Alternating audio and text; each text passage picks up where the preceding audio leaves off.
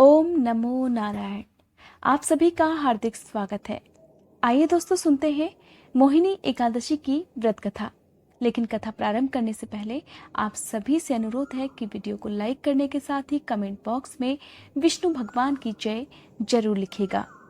विष्णु पुराण में वर्णित एक पौराणिक कथा के अनुसार एक बार महर्षि दुर्वासा ने देवराज इंद्र को एक माला भेंट की थी, जिसे इंद्रदेव ने असुरों के साथ युद्ध जीतने के अहंकार में तिरस्कार के साथ फेंक दिया। और जब महर्षि दुर्वासा ने यह सब देखा तो वह क्रुद्ध हो उठे। उन्होंने कहा, देवेंद्र, आपने मेरे दिए हुए सम्मान के रूप में उपहार का यह अपमान किया है। यह अहंकार इसलिए है क्योंकि तुम एक भगवान हो।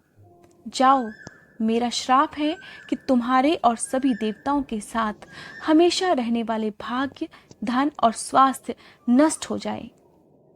इस श्राप के पश्चात देवताओं ने सब कुछ खो दिया। महर्षि दुर्वासा के शाप के तुरंत बाद असुर राज बलि ने देवलोक पर हमला किया और इस युद्ध में देवताओं की बुरी तरह हार होने लगी। देवराज इंद्र ने स्थिति समझते हुए युद्ध के समाधान के लिए भगवान ब्रह्मा के पास जाने का निश्चय किया। भगवान ब्रह्मा ने कहा, केवल भगवान विष्णु ही इसका समाधान बता सकते हैं, और वे सब भगवान विष्णु के पास वैकुंठ लोक चले गए। उन सभी ने भगवान विष्णु को अपनी समस्या बताई और उनसे उन्हें समाधान करने का भी अनुरोध किया। भगवान विष्णु ने सभी देवताओं से कहा, अमृत ही एक उपाय है जो आपकी गौरव और महिमा को लौटा सकता है और जिससे आप असुरों पर हमेशा के लिए जीत प्राप्त कर लेंगे। अमृत आप सबको केवल समुद्र मंथन द्वारा ही प्राप्त होगा। इन सब में मैं आपका मार्गदर्शन करूंगा, परंतु यह मंथन इतना आसान कार्य नहीं है। भगवान विष्णु के मुख से समाधान सुनते ही देवता उत्साहित हो गए और उन्होंने पूछा, हे भगवान, कृपया हमारा मार्गदर्शन करिए और बताइए कि हम यह समुद्र मंथन किस प्रकार कर सकते हैं। तब भगवान विष्णु ने कहा, सबसे पहले आपको मंदराचल पर्वत की आवश्यकता है, जो मंथन में स्तंभ की भांति काम करेगा।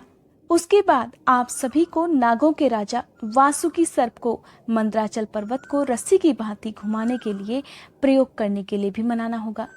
लेकिन समस्त देवतागण इस समुद्र मंथन को अकेले करने में असमर्थ होंगे, इसलिए आपको असुरों की भी मदद लेनी होगी।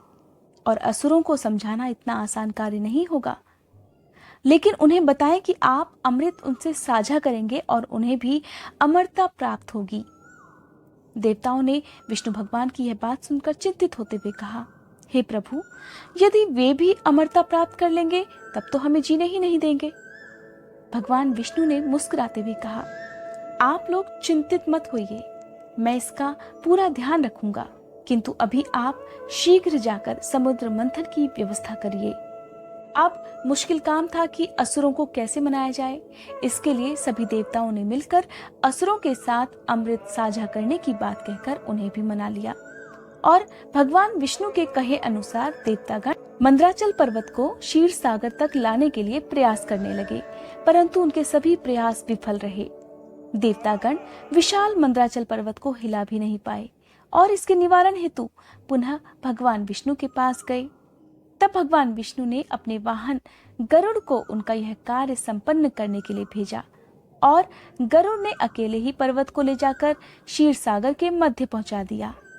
अब देवतागण नागराज वासुकी को समुद्र मंथन के कार्य को संपन्न करने में सहायता प्राप्ति हेतु भगवान शिव के निवास स्थान कैलाश पर्वत पर पहुंचे।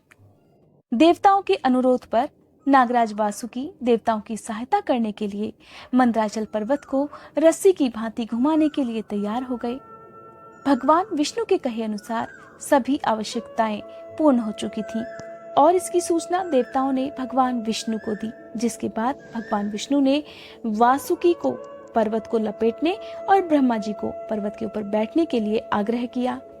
भगवान विष्णु ने देवताओं और दैत्यों को वासुकी के क्रमशः मुख और पूंछ पकड़ने का आदेश दिया।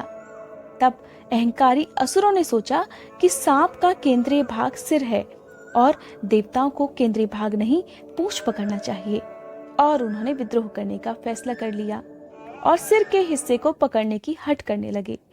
लेकिन असुर अहंकार में थे और यह बात भूल गए कि सांप का खतरनाक स्थान उसका सिर ही होता है और वहीं उसका जहर भी होता है। लेकिन असुर हर बात को छोड़कर वासुकी को सिर के हिस्से की तरफ से ही पकड़ने के लिए हट करने लगे। देवताओं ने असुरों की बात मान ली और उसके बाद क्षीर सागर मंथन प्रारंभ हुआ। लेकिन मंदराचल पर्वत हिला पाना इतना आसान नहीं था। हर कोई अपना बल आजमा चुका था।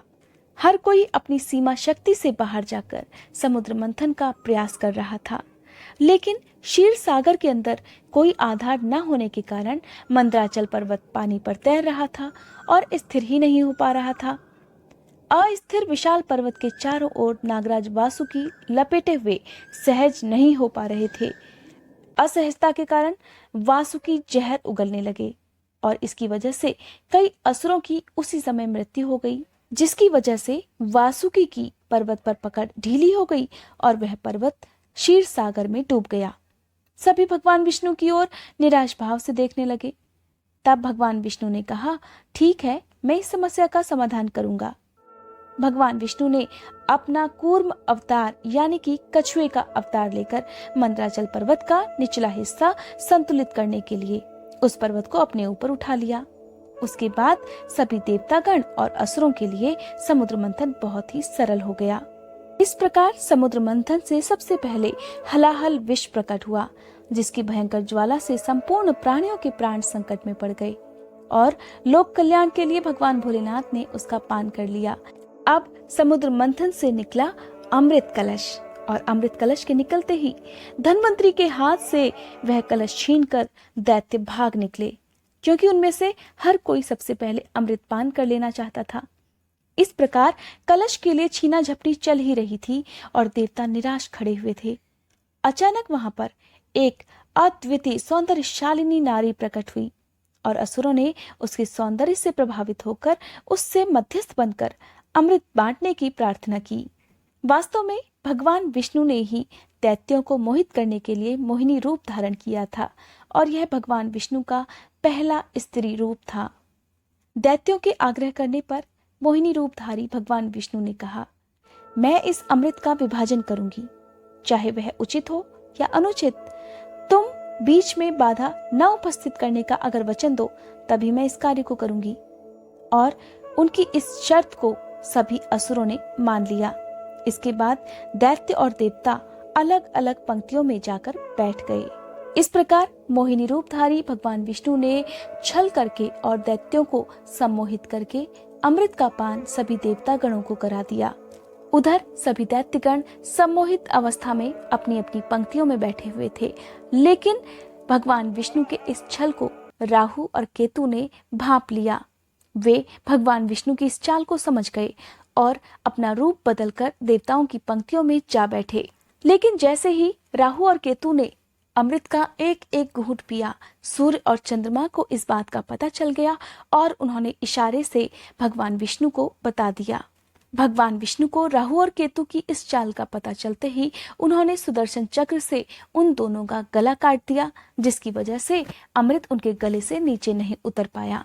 इस प्रकार भगवान विष्णु ने मोहिनी रूप धारण कर सभी देवताओं की रक्षा की और उन्हें अमृत पान कराया। मान्यता है कि जिस दिन भगवान विष्णु ने मोहिनी रूप धारण किया था वह दिन वैशाख शुक्ल की एकादशी का दिन था। तभी से मोहिनी एकादशी का व्रत किया जाता है। दोस्तों, यह थी मोहिनी एकादशी के दिन सुनी जाने वाली व्रत कथा। उम्मीद करती हूँ आज की यह कथा आपको पसंद आई होगी। अगर आपको यह कथा पसंद आई हो तो लाइक करने के साथ ही कमेंट बॉक्स में विष्णु भगवान की जय लिखना मत भूलिएगा।